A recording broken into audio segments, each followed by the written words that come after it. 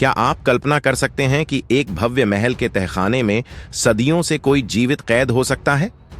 सूरजनगढ़ राज्य अपनी समृद्ध संस्कृति, कला और वीरता के लिए प्रसिद्ध था।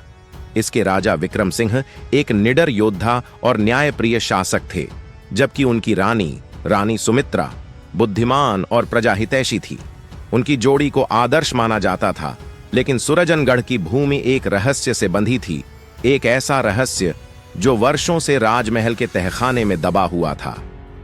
राजमहल के बुजुर्ग सेवकों के अनुसार तहखाने का द्वार हर पूर्णिमा की रात अपने आप कुछ देर के लिए खुलता था और वहां से किसी के कराहने की आवाजें आती थीं।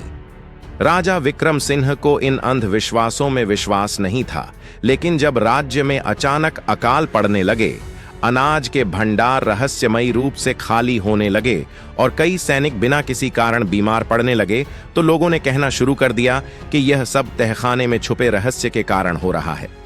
पहला संकेत, रहस्यमयी सपना। एक रात रानी सुमित्रा को एक अजीब सपना आया। सपने में एक बूढ़ा संत उन्हें चेतावनी दे रहा था। रानी सुमित्रा, तुम्हारे राज्य का भविष्य उस गुप्त तहखाने में छिपा है। यदि समय रहते इसे नहीं सुलझाया गया तो सूरजनगढ़ पर बड़ा संकट आ सकता है। सुबह होते ही रानी ने राजा को यह सपना बताया। पहले तो राजा ने इसे महज एक संयोग समझा, लेकिन जब राजमहल के बुजुर्ग मंत्री सोमदत्त ने कहा कि उन्होंने भी अपने युवावस्था में कुछ ऐसा ही सुना था, तो राजा ने तहखाने की जांच करवाने का निश्चय किया। तहखाने का द्वार रात के समय राजा और रानी कुछ विश्वसनीय सैनिकों और मंत्री सोमदत्त के साथ उस तहखाने तक पहुंचे। दरवाजे पर एक रहस्यमयी शिलालेख था, जिस पर प्राचीन संस्कृत में कुछ लिखा था। जिसने सत्य से मुंह मोड़ा वह यहां बंधा रहेगा। जिसने सत्य को अपनाया वही इस द्वार से आगे जा पाएगा। राजा ने दरवाजा खोलने की कोशिश की, लेकिन यह हिला तक नहीं। तभी मंत्री सोमदत्त बोले, महाराज, यह साधारण दरवाजा नहीं है। इसे खोलने के लिए सच्चे दिल से कोई प्रतिज्ञा करनी होगी। रानी सुमित्रा ने अपने हृदय से प्रतिज्ञा की, मैं सत्य और धर्म के मार्ग पर चलूंगी। प्रजा का कल्याण ही मेरा सबसे बड़ा कर्तव्य रहेगा। अचानक दरवाजा अपने आप खुल गया। सभी आश्चर्य में पड़ गए, लेकिन राजा और रानी आगे बढ़े। रहस्यमयी बंदी तहखाने में घोर अंधेरा था। दीवारों पर प्राचीन चित्र उकेरे गए थे, जो किसी पुराने युद्ध और उसके परिणाम को दर्शा रहे थे। अचानक उन्हें एक जंजीरों में जकड़ा हुआ आदमी दिखा, जिसकी उम्र सैकड़ों सालों की लग रही थी। वह कमजोर आवाज में बोला, आखिरकार कोई इस जगह तक पहुंचा। क्या तुम मेरे बंधन मुक्त करोगे? राजा ने तलवार निकालते हुए पूछा, तुम कौन हो और यहां क्यों कैद हो? उस आदमी की आंखों में पीड़ा थी। उसने कहा, मैं राजकुमार अद्वैत हूं, जो आज से 200 साल पहले इस राज्य का उत्तराधिकारी था। लेकिन मेरे छोटे भाई ने मुझसे सत्ता हथियाने के लिए छल किया और मुझे इस जादुई बंदी गृह में कैद कर दिया। राजा और रानी यह सुनकर स्तब्ध रह गए। सत्य का सामना। मंत्री सोमदत्त ने एक पुराने ग्रंथ में पढ़ा था कि सूरजनगढ़ का इतिहास अधूरा था। कई पुराने ग्रंथों में उल्लेख था कि राजा आनंद प्रताप के बाद उनके छोटे पुत्र को गद्दी मिली, लेकिन बड़े पुत्र के बारे में कोई जानकारी नहीं थी। अब सच्चाई सामने थी।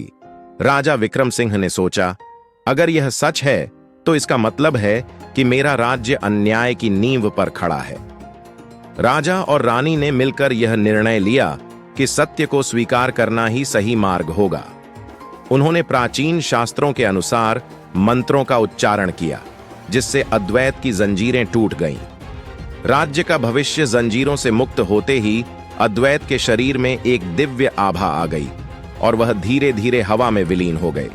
उनकी आवाज गूंजने लगी, अब मेरा श्राप समाप्त हुआ। सूरजनगढ़ को अब कोई संकट नहीं सताएगा। जैसे ही यह घटना घटी, राज्य में खुशहाली लौटने लगी। अकाल समाप्त हो गया, सैनिक स्वस्थ हो गए और अनाज के भंडार फिर से भरने लगे।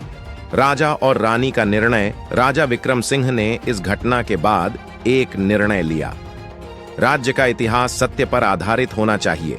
जो हुआ उसे हम छुपाएंगे नहीं, बल्कि अपनी आने वाली पीढ़ियों को सिखाएंगे कि सत्य ही सबसे बड़ा धर्म है। रानी सुमित्रा ने पूरे राज्य में शिक्षा और संस्कृति को बढ़ावा देने का कार्य शुरू किया, जिससे सुरजनगढ़ केवल एक समृद्ध राज्य ही नहीं बल्कि एक आदर्श राज्य बन गया। अंतिम संदेश यह कहानी हमें सिखाती है कि सत्य को दबाने से अंधकार फैलता है, लेकिन जब हम सत्य को अपनाते हैं तो न केवल हमें मुक्ति मिलती है बल्कि पूरी सृष्टि पर उसका सकारात्मक प्रभाव पड़ता है। सत्य की राह कठिन हो सकती है, लेकिन अंततः वही सबसे उज्जवल होती है। अगर आपको यह कहानी प्रेरणादायक लगी तो इसे लाइक और शेयर जरूर करें। आगे भी ऐसी ही रोचक और सस्पेंस से भरपूर कहानियों के लिए हमारे चैनल को सब्सक्राइब करें और बेल आइकन दबाएं